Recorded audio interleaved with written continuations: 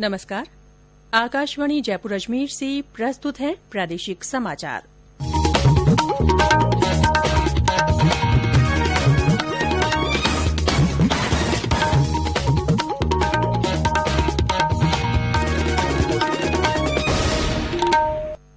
मुख्य समाचार। कोरोना मृतक के परिजन अब खुद पैतृक शमशान पर कर सकेंगे अंतिम संस्कार, निर्धारित गाइडलाइन का करना होगा पालन।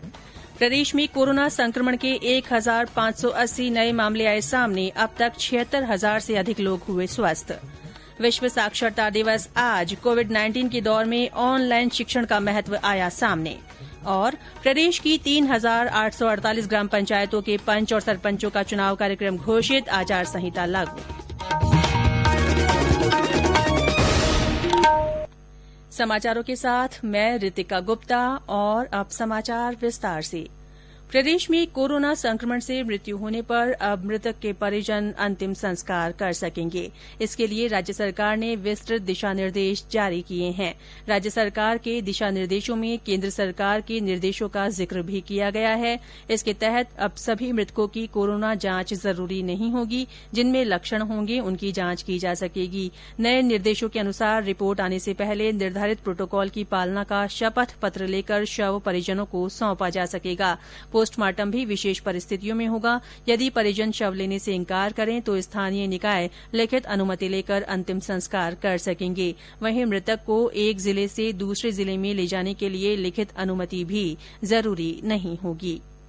प्रदेश में कोरोना की जांच के लिए अब तक 24,83,000 से ज्यादा लोगों के नमूने लिए गए हैं। इनमें से 92,536 पॉजिटिव मिले हैं। इनमें से 76,427 लोग स्वस्थ हो चुके हैं। फिलहाल राज्य में 14,958 सक्रिय मामले बचे हैं। स्वास्थ्य विभाग के अनुसार कल प्रदेश में कोरोना संक्रमण के 1,580 नए मामले सामने आए। सर्वाधिक 320 मामले जयपुर जिले के हैं। इसके अलावा जोधपुर में 200, कोटा में 180, अलवर में 116, अजमेर में 77, बीकानेर में 52, बूंदी में 49, सीकर और झालावाड़ में 45, राजसमंद में 39, भीलवाड़ा में 38, पाली में 37, बारां में 36, चित्तौड़गढ़ में 34, नागौर में 33, प्रतापगढ़ में 29, धौलपुर में 27, बाड़मेर में 26, भरतपुर और बांसवाड़ा में 23, उदयपुर में 21, डूंगरपुर में 19, श्रीगंगानगर में 18, सिरोही में 16, करौली और चूरू में 15, सवाईमाधोपुर में 11, झुंझुनू और जैसलमेर में 9, जालौर और दौसा में 5 और टोंक तथा हनुमानगढ़ में 4 लोगों में संक्रमण का पता चला है। राज्य में कोविड-19 से अब तक 1,151 लोगों की मृत्यु हो चुकी है। आज विश्व साक्षरता दिवस है। इस साल साक्षरता दिवस के अंतर्गत कोविड-19 संकट के दौर में साक्षरता और शिक्षण तथा शिक्षकों की भूमिका और अध्यापन कला में बदलाव पर विशेष ध्यान दिया जाएगा। इसका उद्देश्य जीवन पर्यंत सीखने के क्रम में युवाओं और वयस्कों पर विशेष ध्यान देते हुए साक्षरता का महत्व उजागर करना है। कोविड-19 महामारी के दौर में ऑनलाइन शिक्षण का महत्व दुनिया ने महसूस किया है। प्रदेश में भी ऑनलाइन शिक्षण कार्य लगातार जारी है। हमारे सवाईमाधोपुर संवाददाता ने बताया कि केंद्र और राज्य सरकार द्वारा सूचना प्रौद्योगिकी के जरिए शुरू की गई ऑनलाइन शिक्षण व्यवस्था विद्यार्थियों के लिए वरदान साबित हुई है। वहीं दूर दराज के ग्रामीण क्षेत्रों में शिक्षक भी सीमित संसाधनों के बावजूद ऑनलाइन शिक्षा की अलख जगा रहे हैं। सवाईमाधोपुर जिले में भी ऑनलाइन शिक्षण कार्य लगातार जारी है। मोबाइल पर इस्माइल पर हवा महल के माध्यम से जिले के लाखों विद्यार्थी लाभान्वित हो रहे हैं। वहीं दूर दराज के ग्रामीण क्षेत्रों में सरकारी स्कूलों के शिक्षक भी सीमित संसाधनों के बावजूद अपने स्तर पर इसे बेहतर बनाने में लगे हुए हैं। गवर्नमेंट सीनियर सेकेंडरी स्कूल खिरनी के गणित विषय के वरिष्ठ अध्यापक भगवान सिंह गुर्जर द्वारा अपने स्तर पर यूट्यूब पर अपलोड किए 130 वीडियो से देश के लाखों विद्यार्थी लाभ उठा रहे हैं। भगवान सिंह गुर्जर, वरिष्ठ अध्यापक, राजकीय उच्च माध्यमिक विद्यालय खिरनी। लॉकडाउन जब लगा तब गणित और सामाजिक का पेपर माध्यमिक परीक्षा का बाकी था। उसके मद्देनजर रखते हुए मैंने यूट्यूब के माध्यम से बच्चों से जुड़ना चाहा और मैंने उसमें सफलता पाई और मैंने यूट्यूब के माध्यम से बच्चों को परीक्षा की तैयारी कराई। क्योंकि 3 महीने बाद में परीक्षा हुई तो उसका लाभ भी उन बच्चों को मिला और मैंने परीक्षा के बाद भी इस कार्य को अनवरत जारी रखा। और मेरा मानना है कि मैं लगभग 9वीं 10वीं के साथ साथ छोटी कक्षाओं पर भी आगे भविष्य में कार्य करूंगा। भगवान सिंह गुर्जर जैसे अध्यापकों की मेहनत, लगन और कर्तव्य परायणता का ही नतीजा है कि शिक्षा विभाग के ताजा आकलन में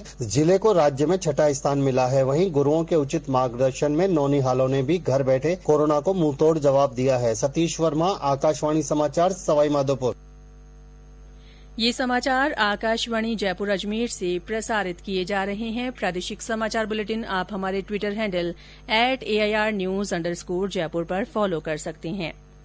प्रधानमंत्री नरेंद्र मोदी ने हाइपरसोनिक टेक्नोलॉजी डेमोन्स्ट्रेशन व्हीकल के सफल परीक्षण पर रक्षा अनुसंधान और विकास संगठन DRDO को बधाई दी है। श्री मोदी ने एक ट्वीट में कहा कि DRDO के वैज्ञानिकों द्वारा विकसित स्क्रैमजेट इंजन से ध्वनि की गति से 6 गुना तेज उड़ान गति प्राप्त करने में मदद मिली है।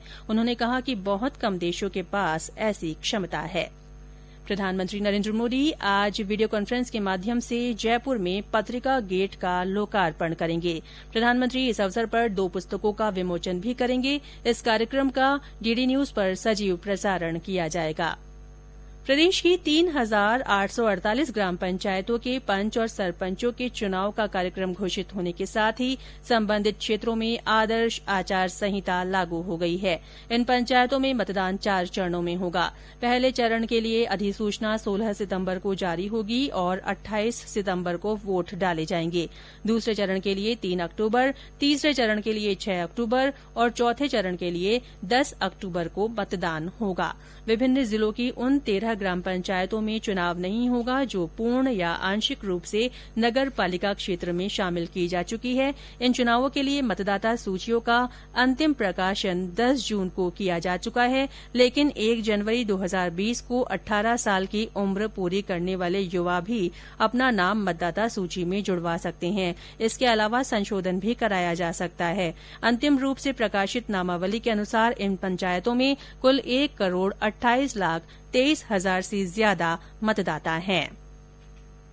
मुख्यमंत्री अशोक गहलोत ने केंद्र सरकार से GST को लागू करते समय राज्य सरकारों से किए गए वायदों को पूरा करने और केंद्र द्वारा लागू किए जा रहे कुछ करों का अधिकार राज्य सरकारों के लिए छोड़ने का आग्रह किया है। उन्होंने केंद्र सरकार और राज्यों के बीच वित्तीय संबंधों में विश्वास कायम रखने के लिए प्रधानमंत्री नरेंद्र मोदी से इस मामले में हस्तक्षेप की मांग की है। प्रधानमंत्री को लिखे पत्र में श्री गहलोत ने राज्यों को GST क्षतिपूर्ति के भुगतान में आ रही कठिनाइयों की ओर ध्यान भी आकर्षित कराया है। उत्तर पश्चिम रेलवे यात्रियों की सुविधा के लिए 7 जोड़ी स्पेशल रेल सेवाओं का संचालन करेगा। 12 सितंबर से शुरू होने वाली ये रेल सेवाएं पूरी तरह आरक्षित होंगी। इनके लिए आरक्षण जरूरी होगा। ये ट्रेन अजमेर और जबलपुर के बीच, प्रयागराज और जयपुर के बीच, डिब्रूगढ़ और लालगढ़, जोधपुर और दिल्ली सराय रोहिल्ला, जयपुर और मैसूर तथा भिवानी और कानपुर के बीच संचालित होंगी।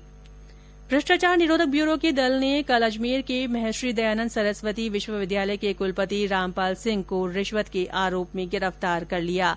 एसीबी के दल ने कुलपति आवास पर कार्रवाई करते हुए 2,20,000 रूपये की रिश्वत लेते हुए कुलपति सहित 3 आरोपियों को गिरफ्तार किया।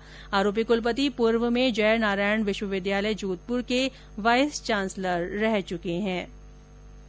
प्रदेश में विभिन्न स्थानों पर हो रही बारिश से जलाशयों में पानी की आवक जारी है। मौसम विभाग ने आज अजमेर, भीलवाड़ा, दौसा, टोंक, बूंदी, कोटा और पाली जिलों के कुछ स्थानों पर हल्की से मध्यम बारिश होने की संभावना जताई है। और अब आकाशवाणी जयपुर की विशेष अपील। श्रोताओं, कोरोना से बचाव के लिए घर से बाहर हमेशा मास्क पहनें, 2 गज की दूरी बनाए रखें, बार बार हाथ धोएं या सैनिटाइजर से साफ करें और बहुत आवश्यक होने पर ही घर से बाहर निकलें। और अंत में मुख्य समाचार एक बार फिर। कोरोना मृतक के परिजन अब खुद पैतृक शमशान पर अंतिम संस्कार कर सकेंगे। निर्धारित गाइडलाइन का पालन करना होगा।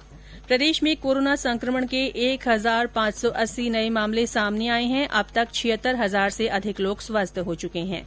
आज विश्व साक्षरता दिवस है। कोविड-19 के दौर में ऑनलाइन शिक्षण का महत्व सामने आया है। और प्रदेश की 3,848 ग्राम पंचायतों के पंच और सरपंचों के चुनाव कार्यक्रम घोषित होने के साथ ही आचार संहिता लागू हो गई है। इसी के साथ प्रादेशिक समाचार बुलेटिन समाप्त हुआ। हमारा अगला बुलेटिन हिन्दी में दोपहर 12:30 बजे प्रसारित होगा। नमस्कार।